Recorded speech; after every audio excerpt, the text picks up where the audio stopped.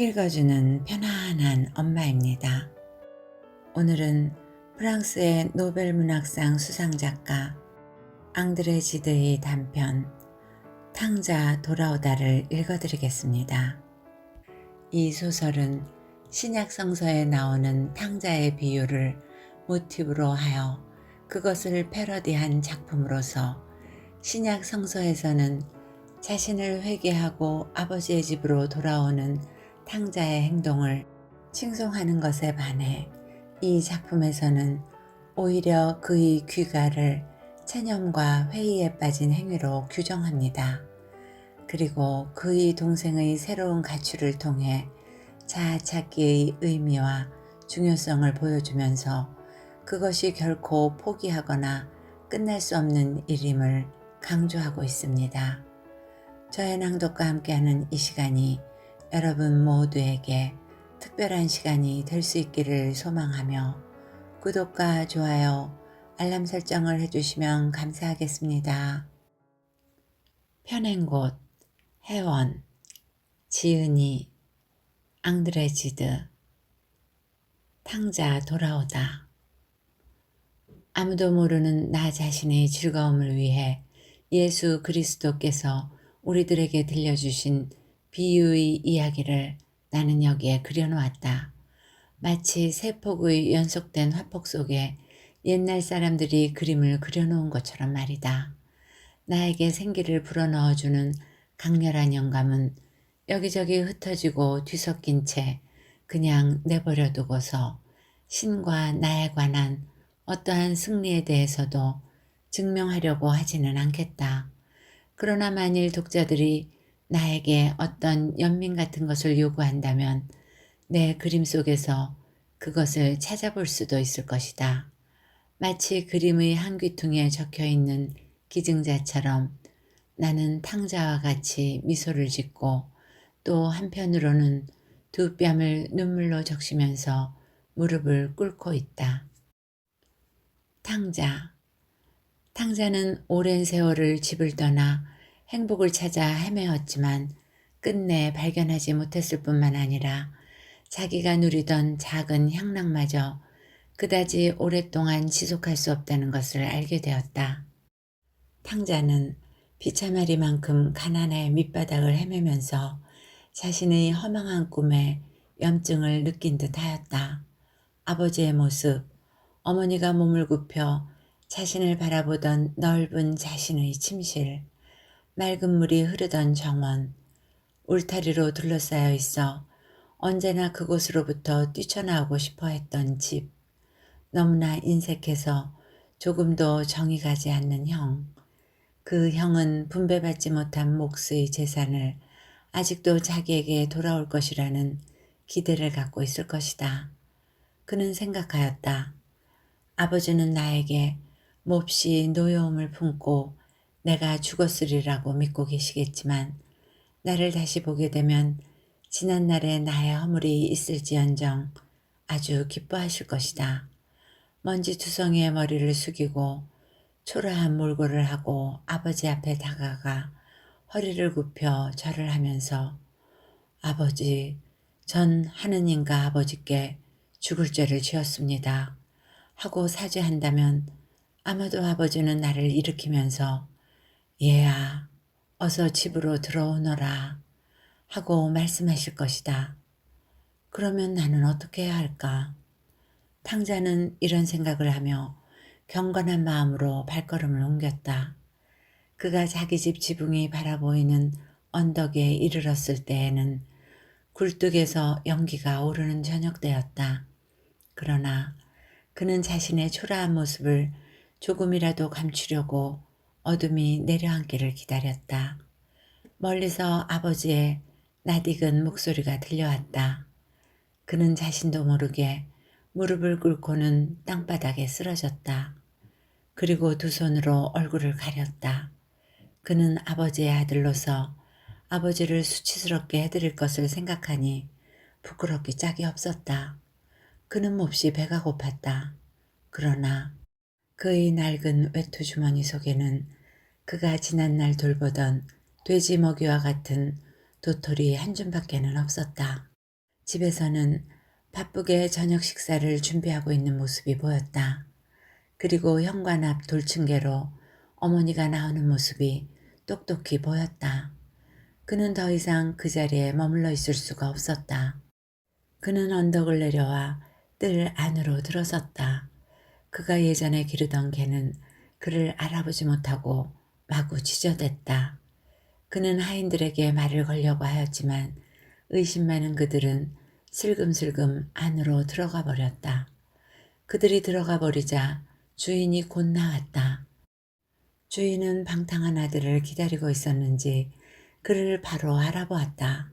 그리고 주인은 두 팔을 벌렸다. 그제서야 아들은 아버지의 앞에 가서 무릎을 꿇었다. 왼손으로는 얼굴을 가리고 오른손은 위를 향해 쳐들고 아버지에게 용서를 구하였다. 아버지, 제가 하느님과 아버지께 용서받지 못할 죄를 지었습니다. 이제 전 아버지를 아버지라 부를 자격조차 없는 몸입니다. 아버지도 절 아들로 여기지 마시고 단지 머슴으로나마 이 집에 있게 해주시길 바랍니다. 아버지는 아들을 일으켜서 힘껏 안았다. 네가 내게로 돌아온 오늘이야말로 축복받은 날이로구나, 내 아들아. 아버지는 기쁨의 눈물을 흘렸다. 아버지는 아들의 이마에 입을 맞추고는 고개를 들어 하인들에게 말했다. 장롱 속에 준비해둔 옷 중에서 가장 좋은 옷을 가져오너라. 그리고 이 아이 발에다 신발을 신겨주고 손가락에 훌륭한 반지도 끼워주거라. 그리고 외양간에 가서 송아지를 잡도록 해라. 아주 살찐 놈으로 말이다. 죽었다고 생각했던 아들이 돌아왔으니 이보다 더 기쁜 일이 어디 있을까. 모두 즐거운 만찬을 준비하도록 하여라. 그리고 아버지는 기쁨을 감추지 못하며 이 기쁜 소식을 아내에게 직접 알리기 위해 달려갔다. 여보, 죽은 줄만 알았던 우리 아들이 살아서 돌아왔구려. 모든 사람들의 마음은 마치 찬송가를 부를 때처럼 들떴다. 사람들이 기뻐할수록 형의 마음은 불안해졌다. 만찬에 참석한 사람들은 하인들까지도 모두 축제 때와 같은 기쁨에 들떠 앉아 있었지만 오직 한 사람, 형만은 환한 얼굴로 앉아 있었다. 왜 이제까지 한 번도 죄를 짓지 않은 자기 자신보다 저런 죄인에게 이러한 영광을 베푼단 말인가? 그가 만찬에 참석한 것은 동생에게 신뢰를 얻고 하루 저녁이나마 즐거운 저녁 시간을 마련해 주기 위해서였다. 내일 부모님이 동생을 꾸짖기로 했고 자신도 그때 훈계하려고 마음먹었던 것이다. 바람 한 점 없는 밤이었다. 횃불은 하늘 높이 활활 타올랐다. 만찬이 끝나자 하인들은 식탁을 치웠고 환희에 넘친 집안 식구들은 하나둘 잠자리로 향했다. 하지만 탕자의 옆방에는 잠들지 못하고 깜깜한 밤을 하얗게 지새우는 그의 어린 동생이 있었다. 아버지의 책망. 주님, 전 어린아이처럼 눈물에 젖은 얼굴로 오늘 당신 앞에 무릎을 꿇었습니다. 제가 당신의 비유를 회상하고 여기 다시 옮겨놓는 것은 당신의 탕자가 어떠한 처지에 놓여 있었는가를 알고 있으며 그에게서 저는 제 자신을 발견했기 때문이며 비탄의 구렁텅이에서 당신이 그로 하여금 부르짖게 하시는 당신의 말씀을 듣고서 남몰래 그것을 되풀이하고 있기 때문입니다. 나의 아버지의 집에는 많은 일꾼들에게조차도 양식이 풍족하게 마련되어 있는데 난 여기서 굶어 죽는구나. 나는 아버지의 힘찬 포옹을 상상해 보았다. 뜨거운 아버지의 사랑에 내 마음은 따뜻해지고 나는 지난날 집에서의 일들을 상상해 보았다. 기쁘거나 슬픈 모든 일들을 어느 하나도 옳지 않은 것은 없었다. 나는 언덕 위에서 내가 떠나온 푸른 지붕들을 바라보았을 때 몹시 가슴이 두근거렸다. 어째서 나는 곧장 집으로 달려들어가지 않고 머뭇거리고 있는가? 모두들 나를 기다릴 텐데 살찐 송아지가 보였다. 아마 그것을 잡아서 만찬 준비를 할 것이다. 하지만 잠깐만 기다리세요. 너무 조급히 서두를 필요는 없습니다. 탕자여, 나는 너를 염려하고 있다. 제회의 만찬이 끝난 다음 날 아버지가 너에게 말씀하신 것을 말해다오. 얘야, 너는 왜 내 곁을 떠났느냐? 저는 한시도 아버지 곁을 떠나지 않았습니다. 아버지는 어디에나 계셨습니다. 저는 한 번도 아버지를 외면한 적이 없습니다. 쓸데없는 말은 그만두자. 나는 네 집을 마련해 두었었다. 그 집은 물론 너를 위해 만든 집이었지. 너의 영혼이 그곳에서 안식을 취할 수 있도록, 그리고 네 영혼의 분수에 맞는 안락과 일자리를 구할 수 있도록 하기 위해서 여러 세대가 일해왔던 것이다. 그런데 그것을 물려받을 상속자인 너는 대체 무슨 까닭으로 그 집에서 도망쳤느냐? 그 집은 저를 가두어 놓았기 때문이었습니다. 그 집이 바로 아버지는 아닙니다. 하지만 그 집을 지은 것은 나다. 난 너를 위해 그 집을 지었다. 아버지께서는 그런 말씀을 하신 적이 없습니다. 지금 아버지께서 하신 말씀은 형의 말입니다. 아버지께서는 이 땅과 집, 그 밖의 모든 것을 만드셨습니다. 아버지의 이름으로 되어 있지만 사실은 아버지가 아닌 다른 사람이 만들었다는 것을 저는 알고 있습니다. 사람들에겐 머리를 편히 쉴 수 있는 집이 필요하단다. 얘야, 너는 너무 교만한 것 같구나. 너는 바람이 마구 몰아치는 들판에서 잠잘 수 있다고 생각하니? 제가 교만해서 드리는 말씀이 아닙니다.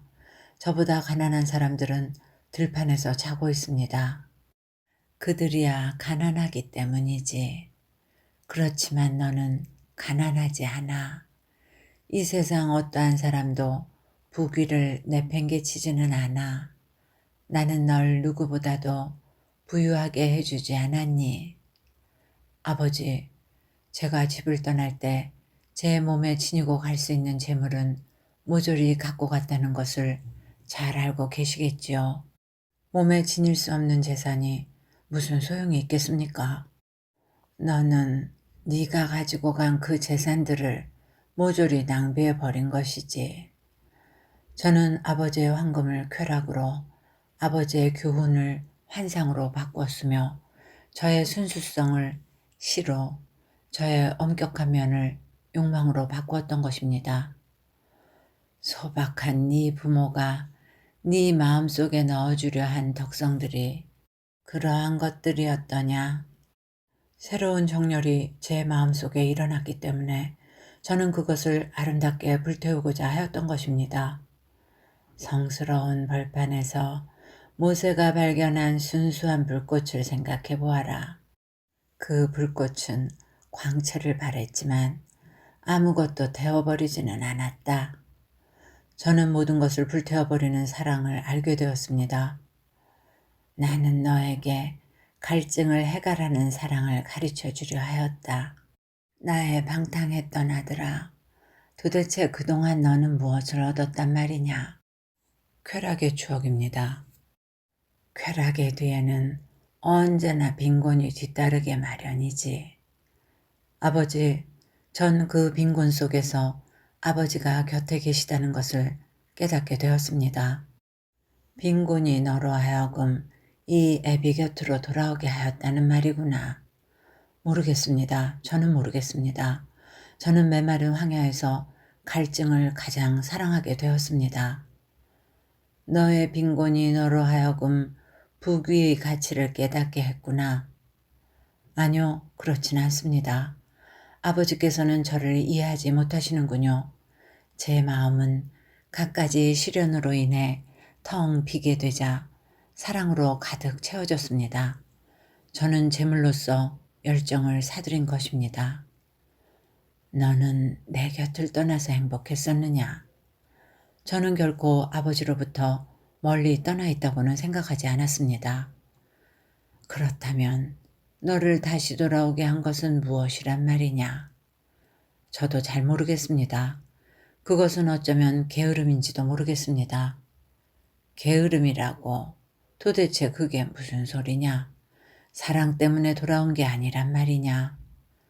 아버지, 아까도 제가 말씀드렸지만 저는 거친 황야에서 아버지를 가장 사랑했습니다. 전 매일 아침 먹을 것을 찾아 헤매는 것에 지쳐버렸어요. 집에서는 적어도 굶지는 않잖아요. 그래, 그건 사실이지. 집에서는 네가 필요한 것은 무엇이든 하인들이 챙겨줄 테니까. 그러고 보니 너를 집으로 돌아오게 한 것은 굶주림이었구나. 전 그뿐만 아니라 병에 시달렸고 무서워졌습니다. 저는 나무 열매라든가 들의 메뚜기 또는 벌꿀로 목숨을 이어나갔으므로 결국 건강을 망치고 말았습니다. 처음에는 고생을 직접 체험해 보려는 의욕으로 불타 모든 것을 감수하였지만 체력이 떨어짐에 따라 차츰 그것을 감당할 수 없게 되고 말았습니다. 추운 밤이면 제 방의 포근한 침대와 이불을 그리워하게 되었습니다. 먹을 것이 없어 굶주릴 때에는 언제나 집에서 남아돌 정도로 풍성했던 음식들이 저의 공복을 채워주었던 것을 생각하게 되었습니다. 그리고 저는 드디어 굴복하고 말았습니다. 저는 더 이상 빈곤이나 굶주림과 싸울 용기와 힘이 없다는 것을 깨닫게 되었던 것입니다. 그리고 그렇다면 어제 그 살찐 송아지는 맛있었겠구나. 탕자는 땅바닥에 엎드리며 흐느껴 울었다. 아버지, 제가 양식으로 삼았던 도토리의 달콤하고 향긋한 맛은 아직도 제 입속에 남아 있습니다. 그 어떠한 음식도 그 도토리보다 맛있을 수가 없을 것입니다. 못난 자식 같으니라고. 아버지는 탕알을 다시 일으키면서 말을 이었다. 내가 너무 심하게 말을 했나 보다. 네 형이 그러기를 바라더구나. 이제 우리 집에서 모든 것은 네 형에게 달려있고 모든 권한은 네 형에게 있다. 나에게 이렇게 말하라고 한 것도 네 형이란다. 이 집 밖에서 절대로 너는 살 수 없을 거라고 하더구나. 하지만 내 말을 들어보아라. 너를 낳고 키운 사람은 나다. 나는 누구보다도 네 마음을 잘 알고 있다. 무엇이 너를 길거리로 내몰았는지도 나는 잘 알고 있다. 나는 네가 돌아오기를 몹시 기다렸단다. 만일 네가 날 불렀다면 난 곧바로 내게로 달려갔을 것이다. 아버지, 그렇다면 전 집에 돌아오지 않고도 아버지를 뵐 수 있을 뻔했군요. 하지만 네 몸이 쇠약해졌으니 집에 돌아온 것은 참 잘했다. 이제 그만 네 방으로 돌아가거라. 오늘은 이만 해두고 넌 푹 쉬도록 해라. 그리고 내일은 형하고 얘기해 보아라. 형의 책망. 탕자는 불손하게 형을 대하고자 애썼다. 형님, 하고 그는 입을 열었다. 우리는 비슷한 데가 없습니다. 우리는 서로 전혀 닮지 않았습니다. 형은 말했다. 그것은 네 잘못이다. 그것이 왜 제 잘못입니까? 나는 너와는 달리 규범 속에서 살아가고 있기 때문이지. 규범에서 벗어난 모든 행동은 오만의 열매를 맺거나 오만의 씨앗이 되고 말거든. 그렇다면 저에게는 결점밖에는 없다는 말씀이군요. 너는 규범 속에 있는 것만이 미덕이라는 것을 깨달아야 한다. 그러므로 그 밖에 있는 것은 억제하도록 해야 한다. 제게 있어서 두려운 것은 오히려 그러한 것을 억지로 몰아내려는 것입니다. 강제로 제거하려고 하는 것, 그것 역시 아버지로부터 물려받은 것입니다. 그것을 강제로 제거하고자 하는 것은 아니야. 단지 조금씩 줄이라는 것이지. 무슨 말인지는 알겠습니다. 어쨌든 저는 제 나름대로 미덕을 줄였습니다. 그래, 그렇기 때문에 나는 너의 미덕을 가치 있게 본 거야. 너는 너의 미덕을 과시해야 해. 내 말을 명심해라. 내가 말하고자 하는 것은 너 자신을 위축시키라는 것이 아니라 사기를 높이라는 것이다. 그렇게 되면 다방면의 소질을 갖고 있는 너는 정신과 육체의 반항적 요소가 마치 교양학과 같이 조화를 이루게 되고 너의 단점은 너의 장점을 길러줄 뿐 아니라 너의 선량한 기질은 순종의 미덕으로 나타날 것이다. 제가 찾고자 한 것도 그리고 황야에서 발견한 것도 역시 저 자신 사기의 진작 같은 것이었습니다. 아마 형님이 말씀하신 그것과 조금도 다름이 없을 것입니다. 내가 너에게 권하는 것도 바로 그것이다. 아버지께서는 그토록 심하게 말씀하시지는 않았습니다. 아버지께서 너에게 어떻게 말씀하셨을지는 나도 짐작이 간다. 하지만 아버지의 말씀은 언제나 현실성이 희박하고 막연하지. 더구나 이제 아버지는 자신의 생각을 명확하게 표현하지 못하신다. 그러므로 사람들은 자기들 마음대로 아버지의 말씀을 이해하곤 하지. 하지만 나는 아버지의 마음을 잘 알고 있다. 하인들 곁에서 아버지의 뜻을 제대로 전달할 수 있는 사람은 오직 나뿐이란 말이다. 또한 아버지의 뜻을 이해하려면 내 말을 들어야 한다. 나는 형님이 안 계셨어도 아버지의 말씀을 잘 알아들을 수 있었습니다. 너는 그렇게 생각했을지도 모르겠지만 그것은 네가 잘못 알고 있는 것이다. 아버지의 말씀을 알아듣는 데에는 여러 가지 방법이 있는 것은 아니다. 아버지를 이해하는 데에도 마찬가지이고 우리가 아버지의 애정 아래 한데 뭉치기 위해서는 말이다. 아버지의 집안에서 말이군요. 너도 잘 알고 있겠지만 아버지의 사랑이 우리를 아버지의 집으로 이끈 거야. 네가 다시 집으로 돌아온 것처럼 말이다. 자, 이제 말하여 보아라. 대체 너를 집으로부터 떠나도록 한 것이 무엇이냐? 저는 아버지의 집이 세상의 전부가 아니라는 것을 너무도 잘 알고 있습니다. 그리고 저 자신은 형님이 바라는 그러한 인간은 절대로 아닙니다. 저는 저도 모르는 사이에 다른 땅과 다른 경작지, 자유롭게 뛰어다닐 수 있고 아직 누구도 발견하지 못한 새로운 땅을 머릿속에 그리고 있었습니다. 그리고 그곳을 향해 달려가는 제 자신을 그리고 있었습니다. 그래서 저는 집을 뛰쳐나간 것입니다. 만약 내가 너처럼 아버지의 집을 내팽개치고 떠났다고 생각해 보아라. 그러면 어떻게 되었을까? 아마도 하인들과 도둑이 우리의 재산을 모조리 약탈해 갔을 것이다. 그런 것은 제게 상관없습니다. 제가 꿈꾸는 건 그런 재산이 아니니까요. 너는 너무도 오만하구나. 무질서는 이제 과거의 것이 돼버렸어. 너는 아직도 인간이 어떠한 혼란 속에서 태어났는지 모르고 있는 것 같구나. 그렇다면 그것을 가르쳐 줘야겠구나. 인간은 혼란 속에서 완전히 빠져나올 수는 없었다. 성령이 인간을 끌어올리지 않으면 인간은 성령의 무게로 인해 다시 혼란 속으로 빠져들고 말지. 자신을 희생시키고 나서 그 성령을 깨닫게 되어서는 소용없어. 너를 구성하고 있는 질서 있는 여러 요소들이 혼란한 상태로 되돌아가기 위해서는 너는 이에 동의하거나 궁지에 빠져봐야 해. 그러나 인간이 이에 동의하기 위해서는 아주 오랜 시간이 필요하다는 것을 너는 알지 못할 것이다. 이제 너는 너에게 주어진 여건에 매달려야 해. 네가 가진 것을 놓치지 말고 꼭 붙잡고 있어야 한다. 고 성경은 경고하였다. 또한 이렇게 덧붙여 말했지. 너의 왕관을 아무도 빼앗아 가지 못하게 하기 위해서 라고 말이야. 네가 가지고 있는 것은 너 자신의 왕관이다.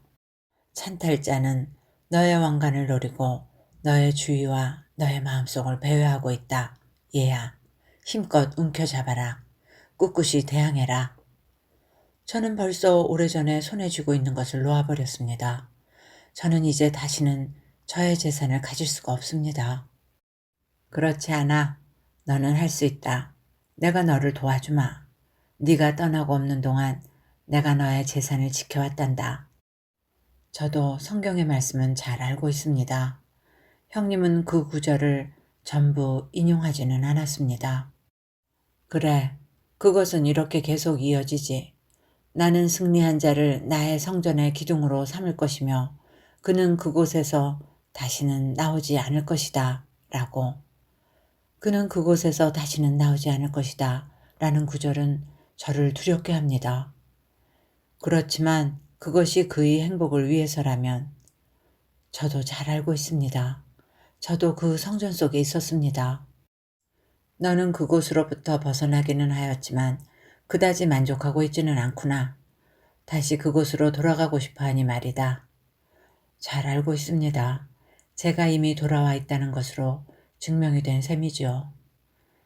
이곳에서도 너는 만족을 하지 못하는데 어디를 간들 네가 만족할 수 있겠니? 너의 재산이 있는 곳은 오직 이곳뿐이다.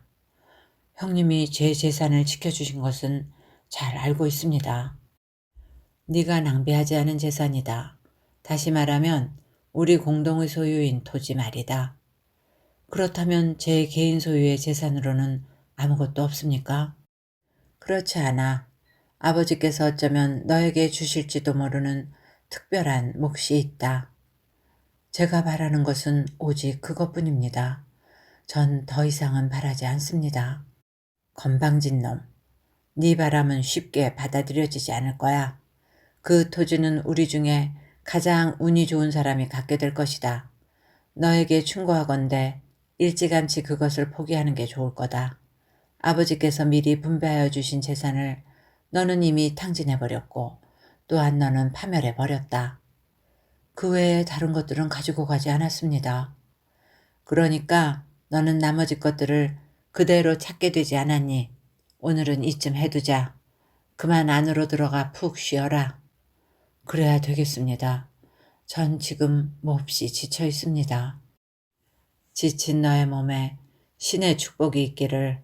그럼 어서 들어가 쉬어라. 내일은 아마 어머니께서 내게 말씀하실 것이다.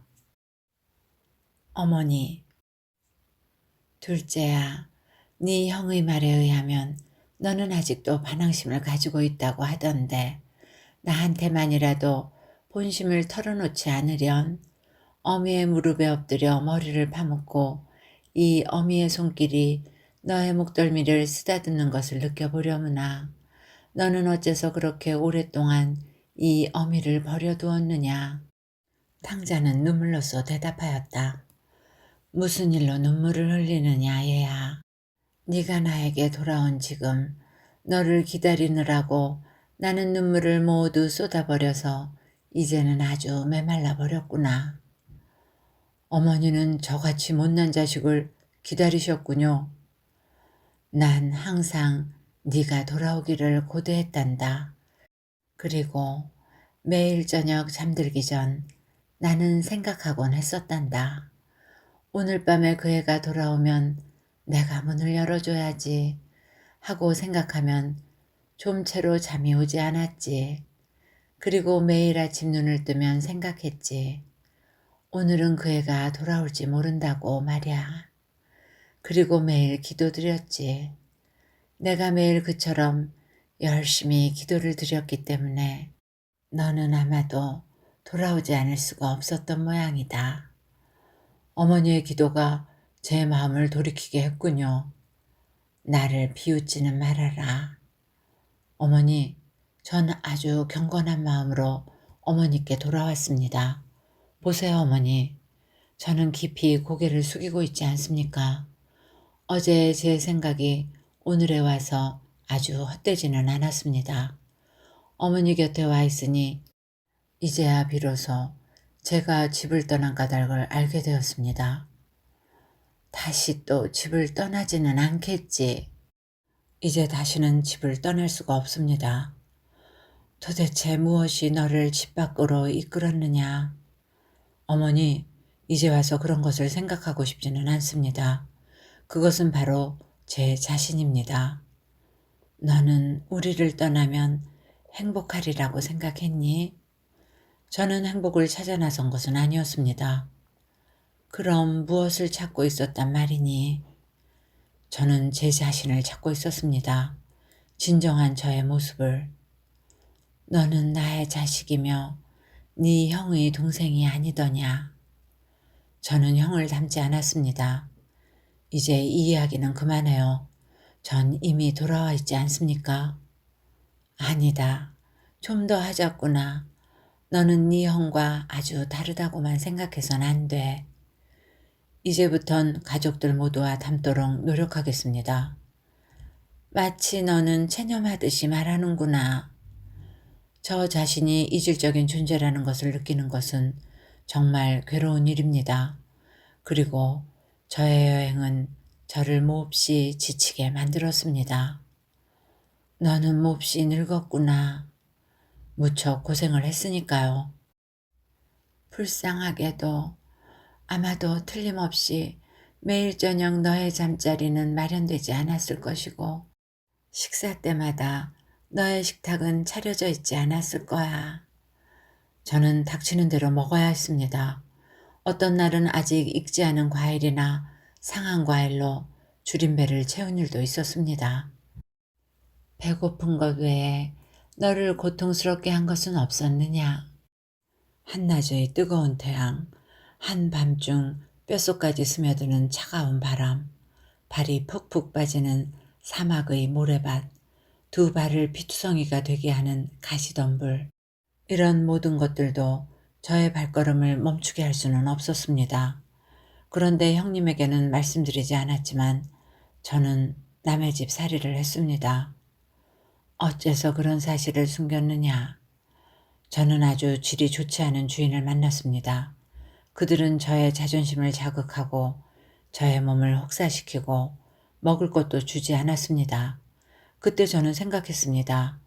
이렇게 다른 사람을 섬기는 생활을 할 바에야 저는 꿈속에서 집을 다시 보았습니다. 그래서 집으로 돌아올 결심을 하게 된 것입니다. 탕자가 다시 고개를 숙이자 어머니는 부드러운 손길로 머리를 쓰다듬었다. 이제부터는 무엇을 할 셈이냐? 아까 어머니께 말씀드린 바와 같이 형님을 닮도록 노력하는 것과 우리의 재산을 관리하는 것과 형님처럼 아내를 맞아들이고 그런 말을 하는 것을 보니 이미 네 마음속에 누군가 정해진 사람이 있는 모양이구나. 그런 건 아닙니다. 어머니께서 골라주신다면 어떤 여자라도 좋습니다. 형님에게 해주셨듯이 저에게도 그렇게 해주세요. 그래, 네 마음에 드는 여자를 골라주고 싶구나. 상관없습니다. 제 마음은 이미 정해졌습니다. 저는 이제 지난날의 자만심은 버리기로 하였습니다. 모든 것을 어머니의 뜻에 따르겠습니다. 그리고 저의 자식들도 저와 마찬가지로 순종하도록 하겠습니다. 그러면 저의 결심은 결코 헛되지 않을 것입니다. 얘야, 내게는 벌써 네가 돌봐주어야 할 아이가 있다. 어머니, 무슨 말씀입니까? 그게 도대체 누구죠? 네 동생 말이다. 네가 집을 떠날 때 채 10살도 되지 않았고 네가 통 관심을 두지 않던 그 아이 말이다. 그런데 그 아이는 어머니, 끝까지 말씀해 주세요. 이제 무엇을 걱정하고 계시는 겁니까? 아마 그 아이를 보면 너 자신의 모습을 보는 것 같을 것이다. 지금 그 아이는 집을 나설 때의 너의 모습과 똑같단다. 저하고 같단 말입니까? 지금의 네가 아니라 집을 떠나기 전에 너와 말이다. 그 아이도 저처럼 되겠군요. 그 아이의 마음을 되돌리게 해야 한다. 그 아이와 말 좀 해보렴. 그 아이는 아마 탕자인 너의 말은 귀담아 들을 거야. 여행 중에 어떠한 어려움들이 있었는지를 자세히 이야기해 주어라. 그 아이가 너처럼 헛된 고생을 하지 않도록 말이다. 어머니는 무엇 때문에 동생에 대해 그처럼 염려하고 계십니까? 단순히 겉모습이 비슷하다고 그러시는 게 아닙니까? 그런 게 아니다. 너와 네 동생이 닮은 것은 무척 소중한 것이다.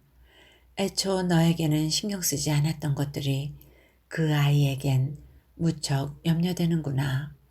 그 아이는 책을 너무나 많이 읽는데 항상 좋은 책만을 읽는다고는 할 수 없거든. 그뿐인가요? 그 아이는 가끔씩 정원의 가장 높은 곳에 올라가 있는단다. 너도 알겠지만 그곳에서는 온 마을이 다 내려다 보이지. 맞아요. 생각이 납니다. 그러면 그것이 전부입니까? 그 아이는 집에서보다 농장에서 더 많은 시간을 보낸단다. 그곳에서 뭘 하죠? 뭐 별로 나쁜 짓이 하지 않지. 그 아이가 찾아가는 사람은 소작인들이 아니고 우리와는 거리가 먼 불량배들이란다.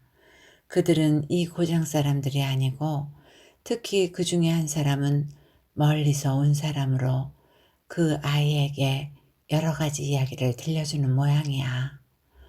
아, 돼지 치는 사람을 말씀하시는군요. 그래, 맞았단다. 너도 그 사람을 알고 있구나. 그의 이야기를 듣기 위해 네 동생은 저녁마다 돼지우리로 나간단다. 그리고는 식사 시간이 되어서야 겨우 돌아와서는 식욕이 없는지 식사도 제대로 하질 않지. 더구나 그 애의 옷에서는 역한 냄새가 코를 찌를 정도지. 아무리 타일러도 소용없고 억압하면 반항하지. 언젠가 하루는 아직 아무도 일어나기 전인 새벽에 그 돼지치는 녀석의 문간까지 쫓아가지 않았겠니? 그가 먹이를 먹이려고 돼지를 몰고 나가는 때 말이다. 그 아이도 그러면 안 된다는 걸 알고 있을 텐데요. 너도 그것을 알고 있지 않았었니? 그 아이도 언젠가는 내 곁을 떠날 거야. 나는 알고 있어. 언젠가는 그 아이가 내 곁을 떠날 거라는 걸 말이지. 그렇지 않아요. 어머니, 제가 그 아이에게 타이르겠어요. 염려하지 마세요. 네 말이라면 아마 그 애도 귀담아 들을 거다. 네가 돌아온 그날 저녁에 그 아이가 너를 얼마나 뚫어지게 바라보고 있었는지 너도 알 거다. 네가 입고 있던 그 누더기 옷은 얼마나 사람들의 눈길을 끌었는지. 잠시 후 너희 아버지가 너에게 비단 옷을 입혀주었을 때 나는 그 애가 혹시나 혼동하지 않을까 두려웠단다. 나는 너의 그 누더기 옷이 그 아이의 마음을 사로잡지는 않았을까 두려워하고 있었지만 지금 생각하니 우습게 여겨지는구나. 만일 네가 그렇게 비참한 꼴이 될 것을 미리 알았더라면 너는 우리 곁을 떠나지 않았을지도 모르잖니? 지금 와서 생각해보니 그때 제가 어떻게 어머니 곁을 떠날 수 있었는지 도무지 알 수가 없습니다. 그렇다면 그 모든 이야기를 그 아이에게 들려주어라. 네, 내일 저녁에 모든 이야기를 그 아이에게 들려주겠어요. 어머니, 제 이마에 입을 맞춰주세요.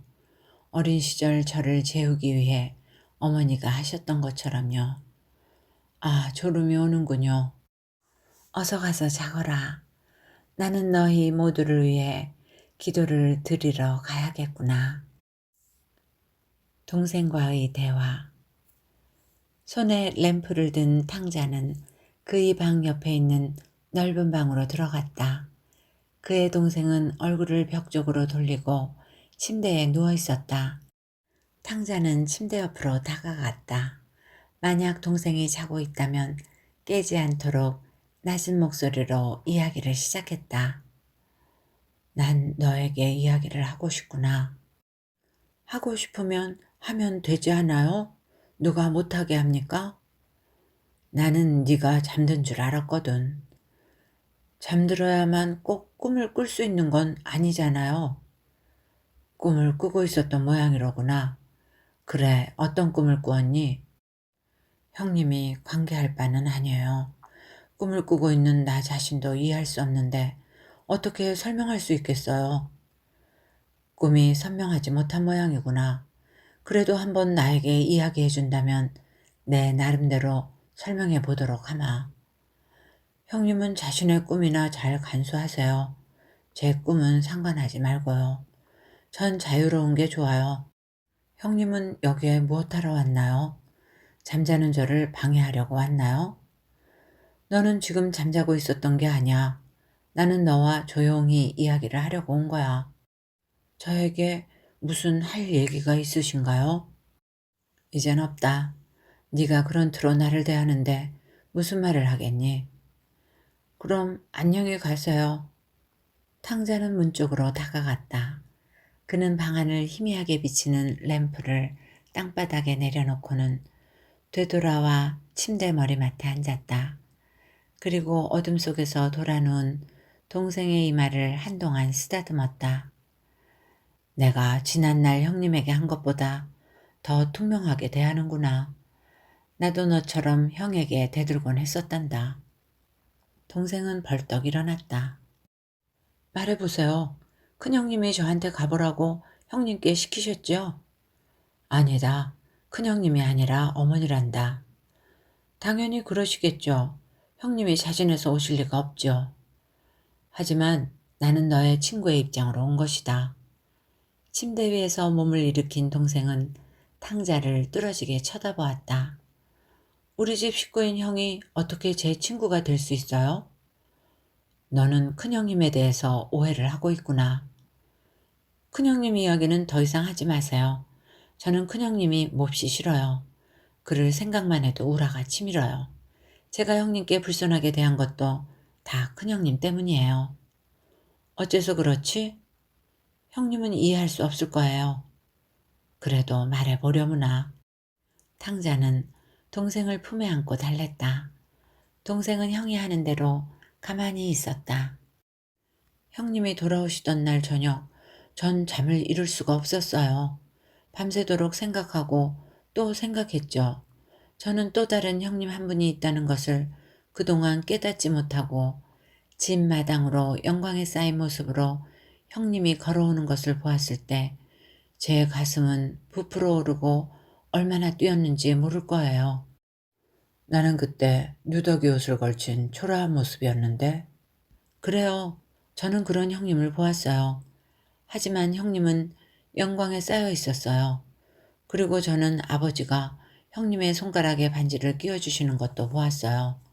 그 반지는 큰형님도 가지지 못한 그런 반지예요. 저는 형님의 문제를 그 누구에게도 물어보고 싶지가 않았어요. 제가 알고 있는 것은 형님이 멀리서 왔다는 것뿐이었어요. 그리고 식탁에 모두들 둘러앉아 있을 때 형님의 눈길은 너도 그 만찬에 참석했었구나. 그러고 보니 형님은 제게 조금도 관심을 두지 않았었군요. 식사를 하는 동안 내내 형님은 허공만 바라보고 있었죠. 그리고 다음날 저녁 형님은 아버지와 이야기를 하고 계셨어요. 그건 좋았어요. 그러나 그 다음날 저녁에는 끝까지 말해보렴. 형님은 저에게 정다운 말을 한마디라도 해줄 수 있었을 텐데 너는 나를 기다리고 있었구나. 그래요. 제가 형님을 얼마나 기다렸는데 그날 저녁 큰형님과 그렇게 오랫동안 얘기만 하지 않았어도 저는 큰형님을 이토록 미워하지는 않았을 거예요. 도대체 형님들은 무슨 이야기를 했죠? 형님과 제가 닮은 점이 있다면 큰형님과는 전혀 닮은 점이 없다는 것을 잘 아시잖아요. 나는 큰형님께 큰 잘못을 저질렀단다. 설마 그럴 리가요? 아버지와 어머니께 대하여 말이다. 내가 집에서 도망쳤다는 사실은 너도 알고 있겠지? 물론 알고 있죠. 벌써 오래전 일이 아닙니까? 아마 네 나이 때쯤이었지. 형님이 잘못이라고 하시는 것은 그것을 말씀하시는 건가요? 그래, 그것은 나의 잘못이고 죄야. 형님은 집을 떠날 때 나쁜 짓을 한다고 생각하고 있었나요? 아니야, 그렇진 않아. 나는 떠나는 것을 하나의 의무라고 생각하고 있었어. 그리고 그 후엔 어떠한 일이 일어났죠? 당시엔 진리라고 생각했던 것이 이제는 잘못으로 인정할 정도로 되었으니 말이에요. 나는 몹시 고생을 했지. 그렇다면 형님이 잘못이라고 인정하게 된 것은 바로 그 고생 때문이었나요? 그건 아냐. 고생은 나의 생각을 깊게 해주었지. 그럼 전에는 생각이 깊지 않았나요? 깊이 생각하지 않은 것은 아니었지. 그러나 나의 약한 이성은 욕망의 노예가 되었지. 그렇다면 형님은 고통을 이기지 못해 돌아오신 거로군요. 고통을 이기지 못해서. 아니야, 그렇지 않아. 나는 체념한 것이지. 형님은 자신이 생각했던 그런 사람이 되려는 것을 포기하신 거군요. 나의 자존심이 그것을 말렸지. 어린 동생은 잠시 동안 말이 없다가 갑자기 흐느껴 울며 말했다. 형님, 저는 형님이 집을 떠나던 때에 형님과 같은 심정이에요. 형님, 말해주세요. 형님은 그동안 실망밖에는 얻지 못하셨나요? 바깥 세상은 이곳과 다르리라는 저의 상상은 모두 망상에 불과한가요? 제 마음속에 그리고 있는 새로운 세상은 부질없는 망상인가요? 어서 말해주세요. 방황하던 길가에서 형님을 절망에 빠뜨린 것은 도대체 무엇이었나요? 형님을 되돌아오게 한 것은 무엇이죠? 내가 갈망하던 자유를 난 잃어버리고 말았어. 난 얽매인 몸으로 남을 섬겨야 했지. 저 역시 이곳에서는 매인 몸이나 다름없어요. 그것도 틀린 말은 아니지. 하지만 난 질이 아주 나쁜 주인을 섬겨야만 했다. 여기서 네가 섬기는 사람은 부모님이 아니겠니? 생존하기 위해 누구를 섬긴다는 것, 적어도 그러한 노예 생활을 선택할 자유는 있는 것 아니에요? 나도 그걸 원했었지. 나는 내 발이 이끄는 대로 걸었지. 마치 암당나귀의 뒤를 따라가는 사도 바울과 같이 욕망의 뒤를 쫓았지. 그러나 거대한 왕국이 기다리고 있을 거라고 생각한 나의 기대는 터무니없이 무너지고 말았다. 내가 가는 곳엔 비극만이 기다리고 있었어. 그렇지만 형님은 길을 잘못 든 것은 아닌가요? 나는 내 길을 곧바로 나아갔어. 그렇다면 왕이 없는 영토며 수많은 왕국들이 기다리고 있지 않았나요? 누가 너에게 그런 이야기를 하더냐? 저는 그걸 잘 알고 있으며 그걸 느끼고 있죠. 이미 전 그 영토를 지배하고 있는 듯한 기분이 드는 거려. 건방진 녀석. 아, 그것은 큰형님이 형님에게 한 말이죠? 형님은 무엇 때문에 제게 그 말을 되풀이 하는 거죠? 형님은 어째서 자신의 자존심을 지키지 못했어요? 자존심만 간직했어도 형님은 되돌아오지는 않았을 거예요. 그랬더라면 나는 너를 알지 못했을 거다. 아니에요. 그렇지 않아요. 그곳에서 형님과 제가 만나게 되었더라면 형님은 동생인 저를 알아보셨을 거예요. 또한 제가 집을 떠나는 것이 형님을 찾기 위한 것 같이 보였을 거예요. 네가 집을 떠난다고? 형님은 그 사실을 모르고 계셨나요? 저에게 집을 떠날 수 있는 용기를 심어준 것은 형님이었어요. 나는 네가 돌아오는 일 따위는 없기를 바란다. 그렇다고 해서 너더러 집을 떠나라고 하는 건 아니야. 안 됩니다. 그런 이야기는 하지 마세요. 형님이 정말 하고 싶은 이야기는 그런 이야기가 아니에요. 그렇죠? 형님도 정복자로서의 야망을 가슴에 품고 떠나신 거예요. 그렇지 않아요? 맞아. 그것 때문에 나는 노예 생활을 더욱 뼈아프게 생각하게 되었지. 그렇다면 형님은 왜 굴복했습니까? 형님은 그토록 지쳤었나요? 아니야. 그렇게까지 지치지는 않았어. 하지만 난 회의를 느끼게 되었지. 무슨 뜻인가요? 난 모든 것에 회의를 가지게 되었어. 나 자신에게까지도. 그리고 발걸음을 멈추고 어디든지 몸을 의지하고 싶어졌어. 안락한 생활로 나를 유혹하던 주인의 말에 넘어갔지. 그래, 이제 알겠어. 나는 실패하고 만 거야. 탕자는 고개를 숙이고 두 손으로 눈을 가렸다. 하지만 처음에는 나는 한참 동안 넓은 황무지를 방황하였지. 황야를요? 언제나 황야인 것은 아니었어. 형님은 그곳에서 무엇을 찾았습니까? 그것이 무엇인지 이제는 나 자신도 잊고 말았어. 형님, 침대에서 일어나 보세요. 그리고 제 머리맡에 있는 책상에 찢어진 책 위에 있는 것을 보세요. 벌어진 석류가 있구나. 되지치는 사람이 사흘이나 보이지 않더니 어제 저녁에 저에게 저것을 갖다 주었어요. 저것은 야생의 석류야. 저건 지독하게 쓰다는 것을 저는 알아요. 그렇지만 목이 마르면 마구 깨물게 될 것도 알지요. 아, 이제야 너와 말이 통할 것 같구나. 황야에서 내가 찾고 있던 것은 바로 그와 같은 갈증이었어. 단맛이라고는 없는 이 과일이 갈증을 해소해 주겠죠? 아니야. 그것은 갈증을 사랑하게 만들어주지. 혹시 형님은 이 석류를 어디서 딸 수 있는지도 아시나요? 아무도 보살피지 않는 작은 과수원에서 딸 수 있지. 울타리가 없기 때문에 황야인지 과수원인지 분간조차 할 수 없는 그런 곳이지. 시냇물이 그 곁을 흐르고 있고 절반 정도 익은 과일들이 여기저기에 매달려 있었지. 무슨 과일들이죠?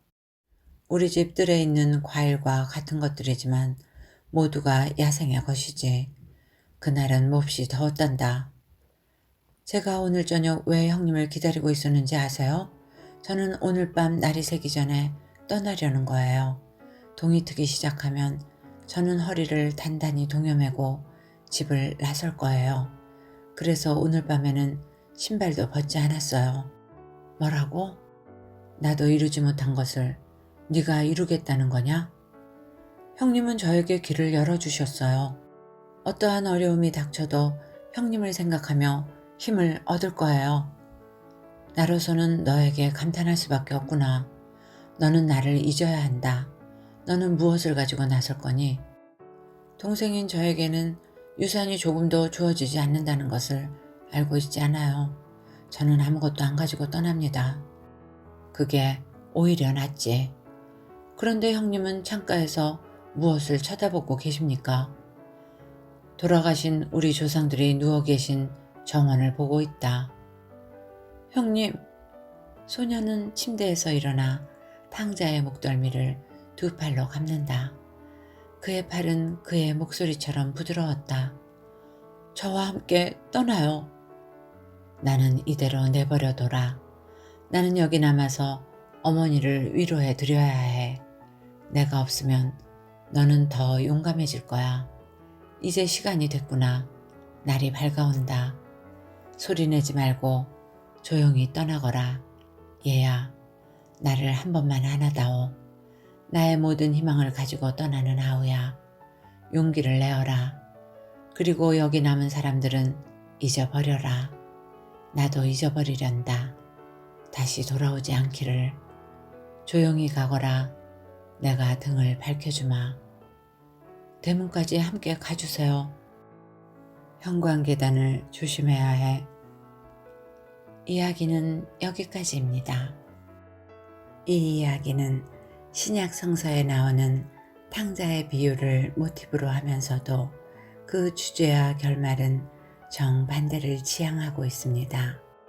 청소년기에 필연적으로 거치게 되는 자아 찾기의 중요성과 그 어려움 그리고 의미를 이야기하고 있습니다.